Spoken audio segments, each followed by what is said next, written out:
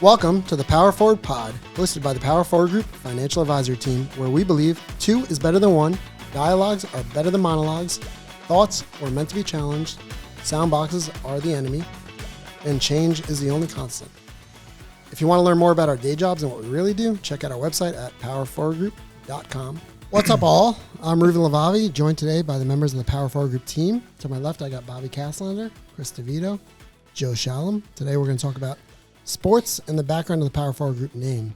So, I'd like to say the Power Forward Group name comes from some illustrious sports background, but my sports background is basically beer league hockey, which is not so illustrious. We lost 10-1 last week, and I did score the 1 goal, but 10-1, not a great event. We do have one member of the team who got a little bit far in sports. Bobby Kaslander, tell us about your sports career a little bit. Yeah, absolutely. Well, it sounds like you're holding yourself up on your team. We're the only goal. You got to get some new teammates. It was an open netter, though. So open netter. Right. They pulled the goal. So it's garbage time points. Pad the stats. That's all right. Appreciate this. This is big for beer league fantasy. But yeah, so I was a Division I football player at Bucknell for 4 years. 3 years started there. Some of the best 4 years of my life. Absolutely loved it. Unfortunately, it was prior to the whole NIL gig and everything that's going on now, which is what we're going to be talking about today mostly. But it was awesome. Ton of life experience, right? Being a part of a team, accountability, discipline. It teaches time management. Everything I learned there transitions very well into the business field and the work field. So made a lot of great, forever friendships there. Some of my best friends are, some of the football guys I played with there, but awesome experience overall. Yep. When you say prior to NIL, does that mean you made $0 playing sports? Yeah, unfortunately. So, well, didn't get to take advantage of it. The whole Instagram marketing campaigns, all money from schools, none of that. But I beg to differ. So I think when you think about kind of sports and the team environment, and I think that pops off a resume. One of the things we look at in terms of building out Power Forward Group, as well as when we think about our clients, is that team environment, that supportive environment. It's really kind of the keystone to moving forward, is that group thought and getting outside the box, like we spoke about last week. Yeah, so where did the name Power Forward Group come from? Why wasn't it Levavi Financial or something like that? Well, first of all, who would want to work for Levavi Financial? You never name companies after yourself. No, why there's not? No companies like that. That was my original thought. To be honest, my dad worked in finance before I did, right? My dad was a financial advisor, and I said, hey, after being an attorney for a little bit of time, I said, he's making more money doing a lot less work, definitely a lot less drafting work than I was doing as an attorney. And I said, that might be interesting. But I didn't think about it as I'm going to be generation 2 in my dad's business. I really thought about, if we're going to build out and we're going to support our clients, it goes back to that 2-to-1 advisor ratio. We want to build a team around our clients. And a lot of the thought process around that team idea. And when I thought about team, I thought about the sports I played. So everybody thinks Power Forward Group is really about basketball. For some, it might.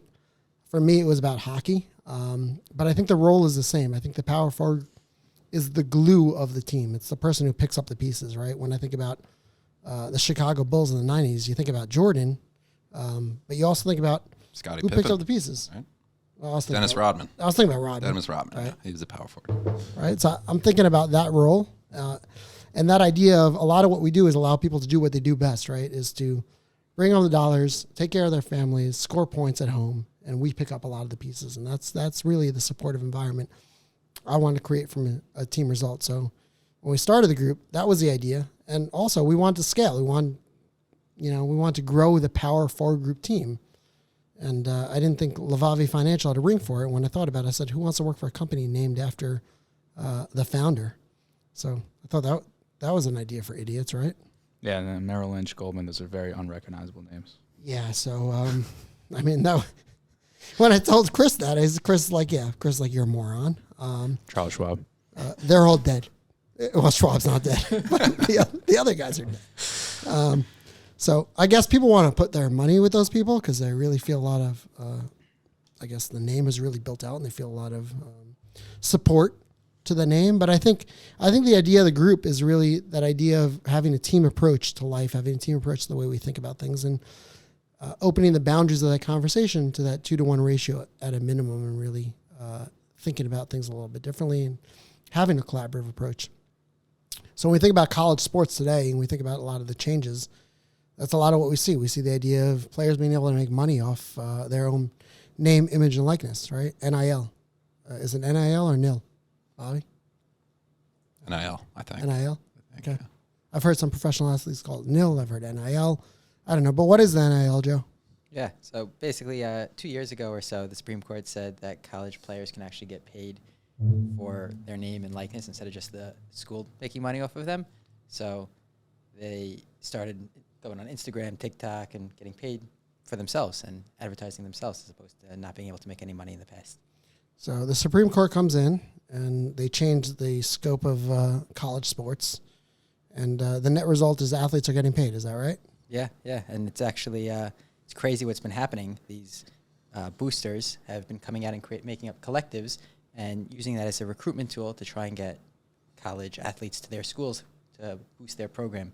So the schools can't do anything about it. They could just say, hey, we have this coach, these players, but these boosters are coming in saying, hey, if you come to us, we'll give you a car. We'll give you $50,000 as a charity because you're coming to our school. Right. When I hear the idea collective, I feel like it's like some communist socialist idea. Is that what it is?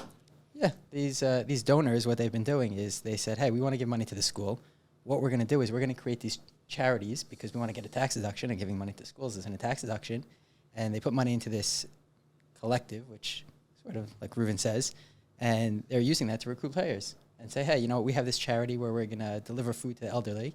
So, if you come to our school, we'll give you a car because you need to deliver food to the elderly. As long as you do it once a year, that counts in our book. Bobby, did you get a car? I did not, no. Should have went to Ohio What was the State. first car you drove? Fortunately. First car that I drove, I think it was in high school. What did I have? Like a Buick, some sort of Buick. You said the word Buick. I think of Shaq trying to It was sit a all very the way back of Buick. It had leather seats, though. It was great. Leather seats. Yeah. All right. Fine. Wait. So Buicks are great cars, by the way. is that what college athletes are getting? They're getting Buicks. Some schools in Ohio State, they're not getting Buicks. They're getting Dodge Chargers, $61,000 cars. Wait. When you Sounds nice. say that, what does that mean? Ohio State is getting Dodge Chargers? Like Ohio State. If I play on the Ohio State football team, do I get Nike shoes? What do I get? You're not going to make it. I'm not going to make it. No, if they the boosters, what they're doing is they're trying to recruit people. So hey, you come to our school, we'll give you a car to drive. So we move from sneakers to cars. Yeah, sounds great. Okay. It's Should've went to Faster way college. of getting around. I should go back to college now. Maybe I can get something like that. Maybe I What could be sport were Bob. you What playing? sport are you playing, Joe? Thanks, Bobby. Ping pong. No, pickleball. It's all the rage now. Yeah, you're going backwards in time?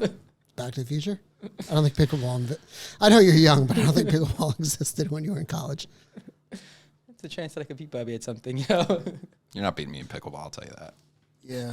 Have you ever played pickleball? Next PFG trip. course. Pickleball court. Sounds good. Let me know.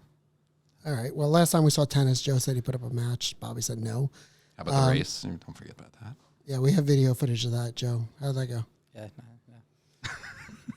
We got the We need ping a- pong we need a scoreboard rematch. over there. Wait, But are the schools aren't paying the athletes though, right? That's still not allowed. Yeah. Or is it allowed that just nobody's doing it? No, that's not allowed. Well, I mean, the school knows about it though. Like Yeah, they're involved with it. All the ads. they know about it. They're using it as a recruitment tool, but also it's going too far where it doesn't always help them, and they actually want some regulation on it. the schools want regulation? Yeah, shockingly enough, because they don't have any control, right? And they want control. So they're giving up control to these collectives because they don't have any say with what's going on there. So they don't actually have any say, and they want to get say. So before NIL, schools didn't pay their college athletes, right? Still not paying, they're still they're not still paying not. college athletes. Okay, so let's go back a step. So now we have collectives who are clearly not communist organizations. They're clearly capitalist organizations. They're paying the student athletes, Yep. right? And what's the value of the collective? They want to boost their school, and they're getting advertising, right? I don't think they're in it for the money. They're super fan. I used to have a client that was a booster for Nebraska, and he just They're super like, fans. rooting for Nebraska. Super fans? Oh yeah, yeah. Like if you can go recruit Shohei Ohtani to the Yankees for like $5 with everybody. Okay, so they support the school. They care about the school. They get a tax deduction too. Don't forget about that. Oh, all right. So now corporate America comes in. They say, hey, we'll support our university, but we'll get a tax deduction for that support. When you speak to your clients and you can get a tax deduction, how does the tax deduction work? Win-win. They love tax deductions. Okay, That's all so- they want. So these organizations are 501c3s? They're creating 501c3s, Yes. Were these organizations the one that were probably pushing this more than too? Because they've been doing like boosters always been around, just like off the books. Yeah. Now it's legal though, so they're doing it on the books. But you can't give money to a school and get a tax deduction, so they wanted to find a loophole. So they're creating these charities to get that loophole. So now they can give money to the school without actually giving money to the school and get a deduction for it. All right, so let's go back a the players step. they want too. We have a school that's giving cars to all their athletes, but it's not the school. It's the communist collectives that we have. Super fans. Right? We're Super called fans. Right? And there might be getting a tax deduction for giving those cars to college athletes. Yes. Wow, Bobby. Whoa. Missed out. You should go back and get your master's. I mean, I don't know if I was going to be getting a Dodge Charger, but Why? If you could, some A Buick. I mean, you would have been happy with the Buick, it sounds like. Well, all you got to do, by the way, for some of them, it's put one Instagram post up. We'll pay you I $5 know, grand a post. 12 posts a year, make $60,000 like that. biggest college athletes getting I think almost $500,000 for an Instagram post. Yeah, it's crazy. Yeah. But how much money is bringing in the university? An insane amount of money. Right. So, Yeah, I mean, let's go back top a step, school. right? Top school this year, I think, was Ohio State, or this was 2022 stats. Ohio State made, I think, over $250 million in revenue in 2022. I mean, it's a $1 billion gross revenue. Yeah. Right. How many yards did you have in your career? 1,300. 1,300 sounds like a lot of yards for one NFL season. How many years did you play? 3. I was a 3-year starter. Yeah. How many games though a year?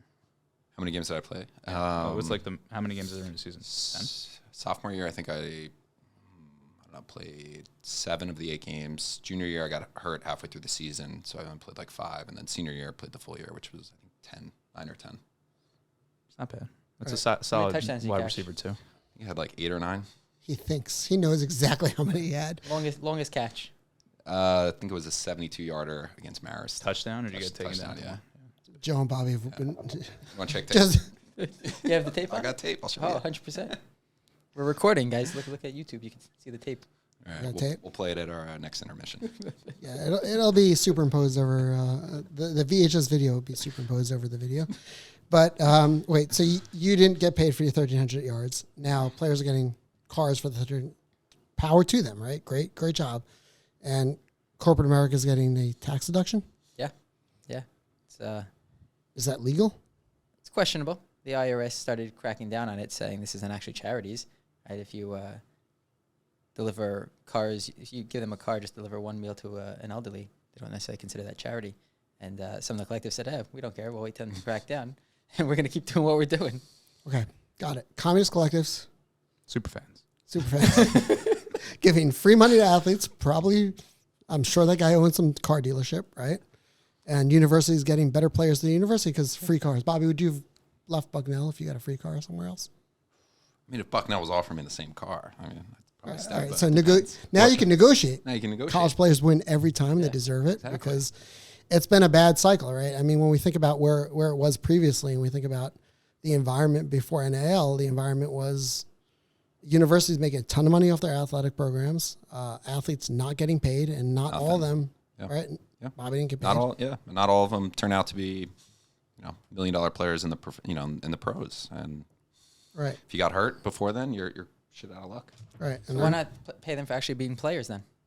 or why not? Well, I'm sure that happened. I mean, when I think about it, I think there's a lot of players you can't go back in time, right? Joe wants to go back in time. He wants to play pickleball. Well, the argument used to be they were getting tuition paid. Right? It was that was their payment. So That was free school. Yeah. How many years would you have to go to school to play in the league? Like every league has a different rule, And right? NBA is 1, right? MLB doesn't care. NHL do that? College was 2. College was football. 2. Football. So I mean, in the land before time, right? There was a time where NBA players went straight to the league without having to play college ball. And there was a time where you had to do 1 year in school. There's been famous cases of players having to play a certain amount of time, and then do they make the league? Do they not make the league? What about the Heisman? I mean, there's been a ton of examples of Reggie Bush. Yeah, talk to me about Reggie Bush. What's that scenario? Yeah, he got caught taking money he wasn't supposed to take, and this was years later, right? They stripped him of the Heisman, of the trophy. Right. They still haven't given it back to him, which is crazy. Yeah, that's the question. Now that this is is there a statute of limitations on me going back and just saying our bad, Right, and how does he make that money back? When it was happening across the country, he wasn't the only one. Yeah, it's just a big case. Yeah. I mean, he was kind of an amazing college football player. NFL, not so much. What happened there? Oh, amazing college player. Like he's maybe top 10, top 20 of all time in college. Right. And then in the NFL, he probably got I don't even know his contract history, but I assume he got a great first year, right? Coming out as rookie deal, right? What pick was he? Did anybody know? No. I think top Didn't 5. he won a Super Bowl? Didn't he with the Saints? Oh, I don't know. I mean, on my Giants, we got I don't- Saquon, who was I don't picked think he high. did. Tommy DeVito had a great week. He was with the Yeah, Saints. baby. I don't know if he won it with them though. Right. So The only reason I think I remember that because I remember the ESPN commercial where it was Reggae Bush and he had like it was like a Oh, he one of did. those little cheer. 2010. Yeah, he won, He did, he you're won right. with them. Yeah, I think he played good. I don't think he was the best running back on his team that year, if I remember correctly, or not the He fastest. did have some good years with the Saints, I but think he had a touchdown. definitely did not live up to the hype I in the have NFL. Right. I mean, his name, we all know who he is, but I don't think he made any money off his college career. What about the guys? So it's interesting they get paid now, but the rule used to be, maybe this will change now since they're getting paid, but like how you have to play, right? Like for the NCAA basically before you can go pro. Like what about guys that have gotten hurt doing that and then never had an opportunity to make money? Like who is that guy? I mean, you're the oldest guy here. What was that guy? Maurice? Oh, there's a guy, Claret? right? There's a guy in Ohio State who's the best running back in the country in, I think, the early 2000s, Maurice Claret, who for his freshman year, the best running back in the country. And then I think they took it to the Supreme Court, but he wasn't allowed to declare for the draft because he got kicked off his team after the first year, and then he had a bunch of injuries, and then he was, I mean, that was it. His career was over. But If he went to the draft, like the earliest he could have, you think he would have went like top 5? I mean, Reggie Bush, Saquon Barkley, like I think he was there at that time. What about we looked up before? Would Saquon get as a signing bonus? Number 2. First year, $20 million. So like Sound like a maybe, 4-year, I mean, $32 million adjust deal. that for inflation 20 years ago. Maybe it's 10, whatever. Yeah, but I think the future running backs in the NFL don't look that good. Yeah. Yeah, but 5 years ago it was much hotter, so it's always a cycle in sports. And I think the best spot, honestly, when you think about college football, is now the money's always been flowing. Now at least players are getting some money. Let's be honest, like right, they're not in the position Reggie Bush was in. NIL's here, but college coaches have never lost out, Insane. like ever. Insane. Yeah. I mean, you think about They get paid more than NFL coaches probably. I think they Close. do. I think the top ones do. Yeah, I mean, you're looking at Nick Saban, Jimbo Fisher, which I'll talk through in a minute. Yeah, some of the big name guys, they're getting more money than. so Jimbo's the getting a NFL Jimbo guys. amount of money. Jimbo's getting a jumbo amount of money. He went Yeah. back, right? He's the one that went back to the college. No, that was No, so Jimbo, who went back? One of the guy, Harbaugh's? yeah, who just got banned, but Yeah. for the moment, He was. well, he learned a little bit from Bill Could be going to Belichick. the- he could be Apparently, going to the NFL in the He next coached year the or two. Niners, right? Ravens. No? Which one? One of they're two brothers. I don't know. I'm old. Yeah. Anyways, yeah. So how did Jimbo Slim do? Jimbo Fisher, yeah. So this was the biggest story in college football, I guess, last week. Well, aside from the whole Michigan scandal. But so giving background on Jimbo Fisher, he's one of the biggest names in college football coaching history. He won a national championship with Florida State, I think in 2013. It was the team with Jameis Winston. So he built a powerhouse at FSU, and Texas A&M, they hired him, I believe, in 2017. They signed like a 10-year, $75 million contract, which is absolutely absurd. First 3 years, he did okay. He had 1 year, I think, where they ended up number 5 or number 6 in the AP ranking. So very good year. But the other 2 years were very mediocre.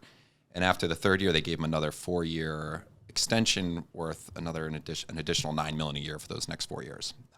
Let's fast forward to 2023. They're 6-4, I think, in the SEC. Not nationally ranked. They haven't been the last 2 or 3 years, and the athletic director just cut ties with him. Whoever negotiated Jimbo's contract deserves. I mean, I'm sure he's getting paid a ton of money, but somehow all of this money was basically guaranteed. There was a buyout clause in the contract. So, long story short, Jimbo just got paid $76 million to essentially just leave and can do whatever he wants now. Can he coach another team? He can, yeah. So he's getting paid, I think, $19 million. The contract states he's getting paid almost $20 million in the next 60 days, and then going forward, he's getting like $7.5 million until 2031, which is absolutely absurd. So the coaches always made money. Now the players are making money. Coaches are still making money, right? Yeah. So we're good on that front.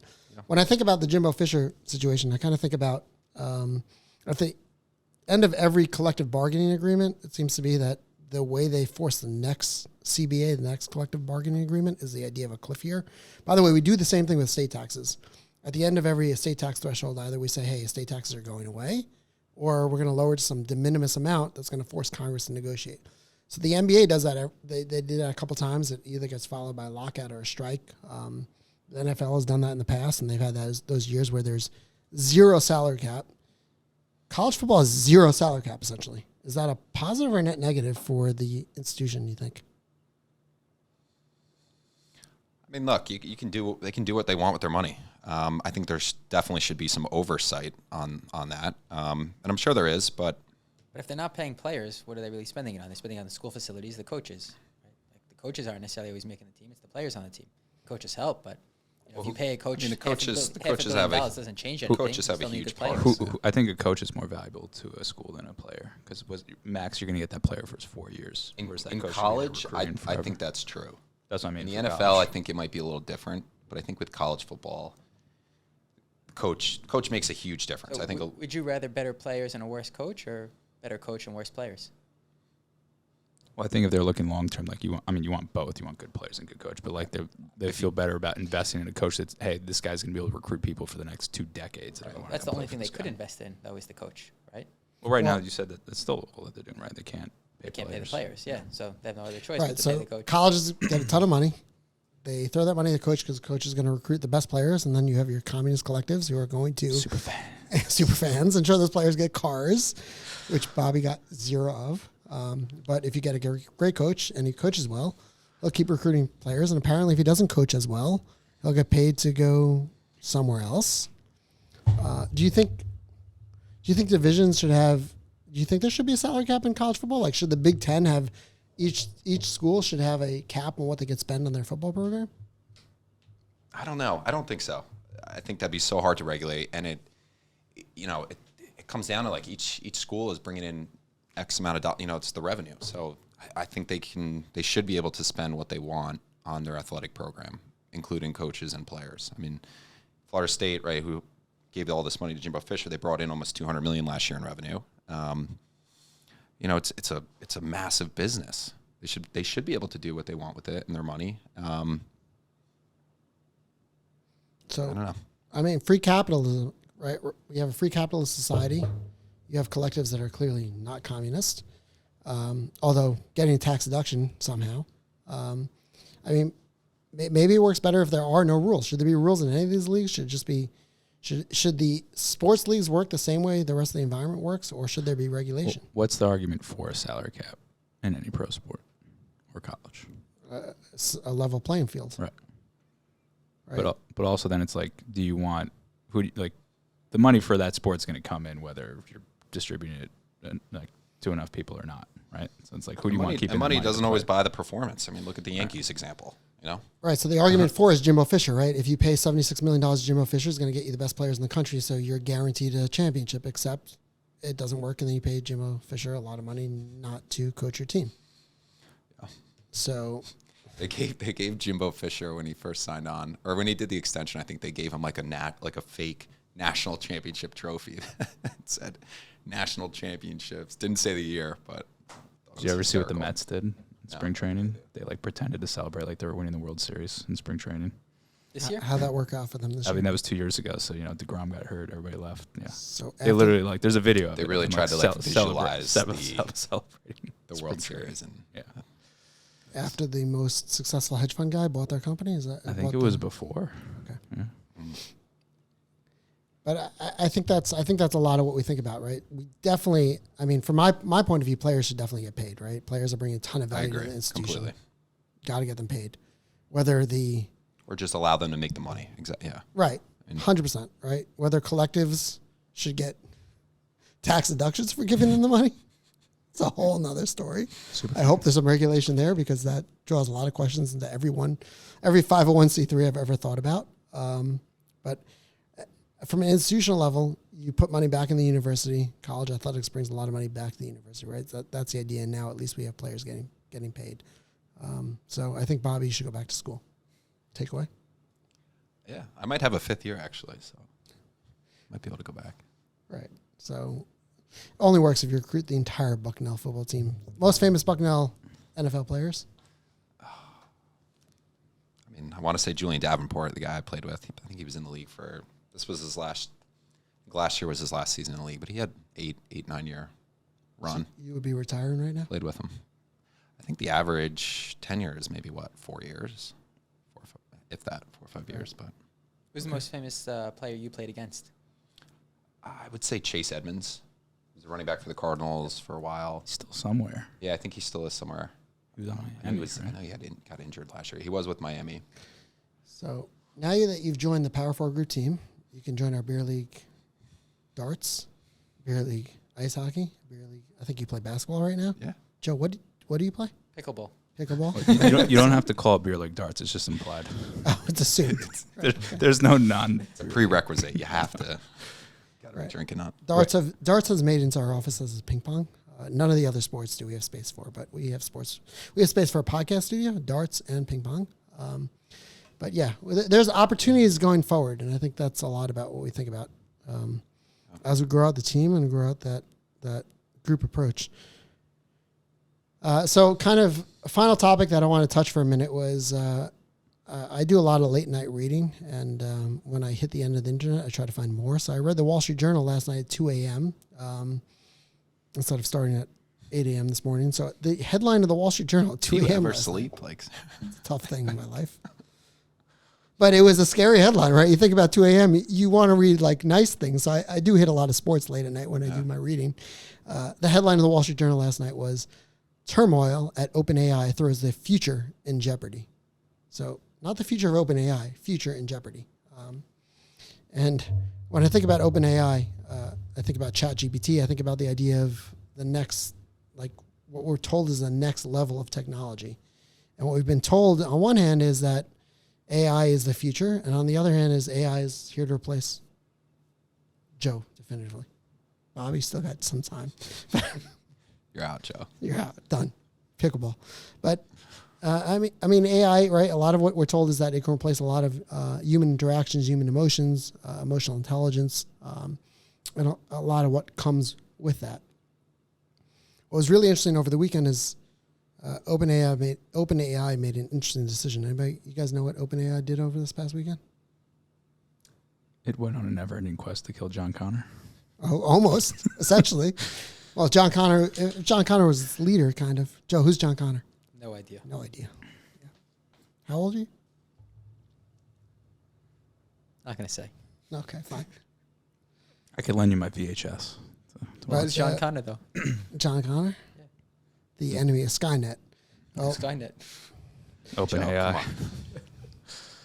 yeah. Well, OpenAI, the future of AI, the future of artificial intelligence was led by this guy, Sam Altman. And the people at OpenAI, the board, threw him over. The board decided over the weekend to fire him on a Zoom. So when you guys get called on a Zoom. Did they have reason for it? Like what were... Reason hasn't been given yet. Right. He was called to a afternoon Friday Zoom. Yeah. Right, Friday's the best day to fire anybody when they're in the office because you can. I thought it was Monday. Come up. I thought it was Monday. Did you? Not. I've heard it's Monday, so that people like don't have the weekend to go like do stupid stuff. Sam Altman is definitely not doing stupid things because he's got a lot of opportunities right now. But by stupid stuff, you mean self-harm? We should have him on the podcast. Yeah, self-harm. Okay. Call fine. Microsoft. Try to get him. Well, I'll call Microsoft, right? So you have an AI company. Send him a Zoom link. Fires their human leader. And all the humans at the AI company by Saturday afternoon threatened to resign because the AI company fired its human leader. And Microsoft, what did Microsoft do, Joe? They hired him. Why did they hire him? Best hire. Well, they had a $10 billion investment in OpenAI. And when Monday morning opened, Microsoft... I think he was hired before Monday. Well, they were it's still not clear where he is. And by the time you listen to this podcast, maybe we'll know where he is. He's probably in the Skynet ether. Is Microsoft like a majority owner in OpenAI or no? I don't know the answer. Okay. $10 billion to me sounds like a lot of money. Right. And they apparently we might care about Bing again. Bing's coming Bing? back? Bing? Was Bing ever involved? Bing is powered by Bing used to be. Microsoft. OpenAI, I ChatGPT. don't think I've ever used Bing. I'm still on Ask Jeeves. What? Joe definitely doesn't know who Ask Jeeves is. Joe has no idea. No idea what that is. Well, when you think about OpenAI, right? OpenAI, Microsoft's investment in OpenAI was Sam Altman. At the end of the day, you have this tech company that's going to replace emotional intelligence, human intelligence, run by a human, and the human gets fired, and all the humans revolt and say, hey, we're not cool with this. Bring the X human back. And Microsoft says, hey, we got a $10 billion investment, so if you don't bring X human back, we're going to hire him. When I think about that, it's a little bit scary. I think AI is probably great. It definitely helps me with my LinkedIn posts. It helps us start newsletters. Wait, you use AI in your LinkedIn? You don't write your own LinkedIn posts? You got to share this with us. Struggling over here, harassing Michaela for LinkedIn posts. There's a lot of plugins if you use Bing. I use Chrome. But if you use Bing, there's a lot of plugins with OpenAI.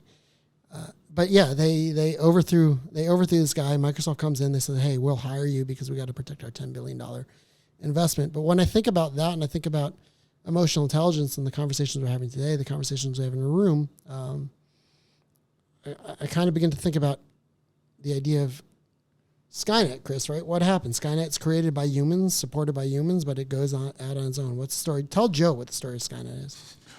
Well, I mean, where to start? Well, basically, when did Terminator even come out in the 80s? Probably, right? But it basically was that. Before It was AI took over and was like, we're getting rid of all the humans and started killing all the humans. But the humans fought back and won. So what? But it was created by humans, right? It was created by humans. I'm pretty sure. Don't ruin the movie for me. Well, there were. I'll give you a little bit of spoiler. You can't say no spoilers when it's 30 years old. You can't pull that. But you should go watch it. I mean, there was that poor guy who seemed really nice, right? It was Sarah Connor tried to kill. Remember that guy? And you're talking about Reese, the first one you're talking about? No. Reese was John Connor's dad. No, there was a poor guy they tried to kill because he was building Skynet and his kid laid on him. I don't remember that part. I went out on a limb here, but there was a wonderful human who clearly had a loving family who tried to create Skynet. And when they went back in time and tried to destroy Skynet, they said, hey, we'll kill this wonderful human who led it. And now we got Sam Altman leading ChatGPT. So they went back to the future then. That was the whole movie. To pick a ball, Joe. They sent Arnold Schwarzenegger back in time to go. I think that is the way we get rid of ChatGPT. No, ChatGPT is not the enemy. I think my general thought is it's created by humans. Eventually, we have a concern that it might replace some of what we do in the workforce, some of the support we give people. But then you have the same people forgetting about the human quotient, and here we are. They fire the human, and the company is on the verge of extinction because it lost its human master. The same time, when I think about that, I think about what conversations do you think they're having in the rooms of ChatGPT? We talked about NIL. We talked about sports today. When we think about human intelligence, it's also about the people creating that environment, right? Bobby, you have a dog? I do. What's your dog's name? Bellini. Bellini. I only know Bobby has a dog because there was a glass. I did not name the dog. There was a frozen version of Bellini at his wedding. It's my wife's favorite drink, so let's. Peach Bellini, you would like it. I'm a big fan. Joe, you would love Bellini. Make a good frozen one too. My next drink time we go to a bar. Only sugar drinks for Joe. Yeah. And it needs a straw in it too. Massive fan. Does it come with the way. umbrella? That's what I'm saying. That umbrella. Sorry. But that's the point. I'm a massive fan of dogs not being named after humans. I mean, I hope I don't offend anybody because I'm sure there's a ton of that. But I think it's so I probably weird. defend 50% of the population. Someone's like, Doesn't "This your is my dad have a dog, dog? Frank." Right, it's kind of weird. It's like the human name. I'm like, what? so I love Bellini. It's great. Yeah, my dad has a dog. They call it Babka, chocolate Babka, dark bog. Unreal. I A like food. that. We got it, That's right? great. I'm a snack guy though, so I'm gonna tell my wife, "Hey, bring me babka." Oh, here's the dog. That doesn't go so well. But it takes off that human quotient. But I think when we're trying to replace humans, right? When you trained your dog, I'm sure Bellini's got some of Bobby in him, right? Is that fair? I think so. Right? I think more of Hunter, but He's a unit. he is a unit. It's a small English bulldog, but he's Well, we kind of very talk about that, compact. right? Dogs look like their owners, or owners look like their Good dogs. question. Can you be allergic to cats but not dogs? Oh, we're way off topic right now. Because Chris and I had this debate earlier, and it's going to be a huge thing You at can't. Thanksgiving this year for me. Oh, but 100% you could be allergic to cats and not dogs. How? What part of the cat? I have no idea, but I know people who say they're allergic to cats and people who say they're allergic to dogs. They don't say I'm allergic to cats and dogs. well, You're wrong, but continue. hypoallergenic. Yeah. For whatever It's the worth. fur. It's the fur. Costs more money. so what's the answer? To which question? Can you be allergic to cats, but not? Can you be allergic to dogs, but not cats? I don't think so. Ask Jeeves. Ask Jeeves. Jeeves. Ask Ask Jeeves. Jeeves. Yeah. Joe, after the podcast, ask Jeeves.